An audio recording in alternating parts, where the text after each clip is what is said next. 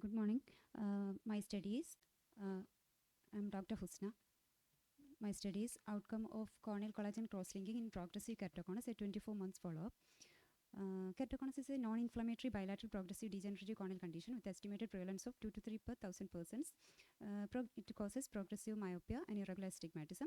Options for visual rehabilitation include glasses as soft and rigid gas permeable contact lenses. Corneal collagen cross-linking is the only treatment modality that arrests its progression. We have evaluated the effect of corneal collagen cross-linking on visual acuity and corneal parameters like pachymetry and keratometry. The aim of the study was to evaluate the effect of corneal collagen cross-linking on visual acuity and corneal parameters like keratometry and pachymetry. It was a retrospective non-comparative study conducted at a tertiary eye care center. The eyes that underwent epithelium of collagen cross-linking for progressive keratoconus between 2018 January to 2019 December. The diagnosis of keratoconus was made based on Kmax value of more than 47 diopters and by keratometry. Presence of clinical signs like Vox striae, Fleischer ring, and Caesar reflex on retinoscopy, and corneal tomographic measurements that included Kmax, that is steep keratometry, Kmin, that is flat keratometry meridian, and thinnest corneal pachymetry. Topographer used was the anterior segment OCT machine, Visante ASOCT by Zeiss. The staging of the disease was based on the standard Amsler-Crumake classification.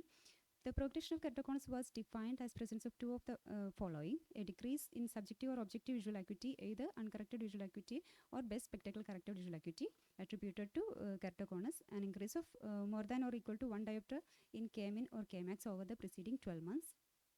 Preoperative data collected included age, gender, uncorrected visual acuity, the best corrected visual acuity, the thinnest pachymetry, the maximum K and the minimum K values. During follow-up visits, we took the data of uncorrected visual acuity, best corrected visual acuity, thinnest pachy, Kmax, and Kmin. The change in keratometry, pachymetry, and visual acuity after 2 years were compared with the preoperative values. And we excluded all patients who missed any of these data. The procedure was done based on Dresden protocol. That is, central 9 mm epithelium was removed by mechanical debridement. Riboflavin 0.1% in 20% extran was administered topically every 3 minutes for 30 minutes. The cornea is exposed to UVA light for 30 minutes at an irradiance of 3 milliwatt per centimeter square at 5 centimeter distance from cornea. During UV exposure, isotonic riboflavin was administered every 3 minutes. After the procedure, BCL was applied, which was removed 2 days later when epithelial defect was healed. The statistical analysis was done using STATA version 12, and variables were described as mean and standard deviation. Then students t-test paired and unpaired, and Fisher's exact test were used for analysis. P-value less than 0.05 was considered statistically significant. Results showed a total, we had a 92 eyes of 65 patients.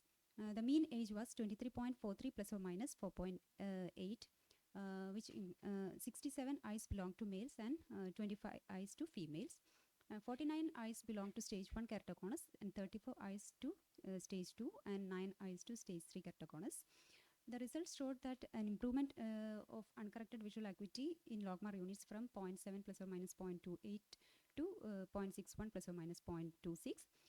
Best corrected visual acuity also improved from 0.4 to 0.28, and Kmax improved from 49.38 to 49.07 plus or minus 3.45. And Kmin improved from 45.65 to 45.19. Pachymetry decreased from 52.82 to 41.41. All the values showed statistical significance. The number of eyes achieving best corrected visual acuity of 0.3 logMAR unit or better significantly increased from 54 eyes, that is 58%, to preoperatively to 72, that is 78, almost 80% at 2 years, and it was found to be statistically significant by Fisher's exact test. You can see almost 80% of eyes had a visual acuity of 612 or better, that is 0.3 logMAR unit after the procedure. 50 eyes, that is 54% eyes showed an improvement in uncorrected visual acuity after collagen cross-linking. The procedure was well tolerated by all patients and except for the mild postoperative pain, which was resolved in 5 days or less. And there was no serious complications such as corneal scarring, infection, and corneal decompensation. The studies showed in a review by Mahrat, it was found to be improvement in visual acuity and keratometric values after the procedure. Another study, they also got improvement in the visual acuity. And We have obtained statistically significant visual acuity in both uncorrected and best corrected visual acuity after 2 years following the procedure.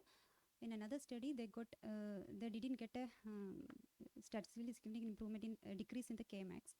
None of our cases showed progression at 2 years. Strength of our study is that we were able to collect data from a good number of patients. We did only 2-year follow-up study. A longer follow-up will aid to determine whether the UCVA continues to improve.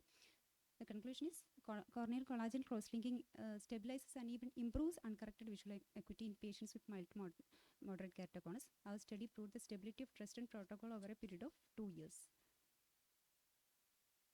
Thank you.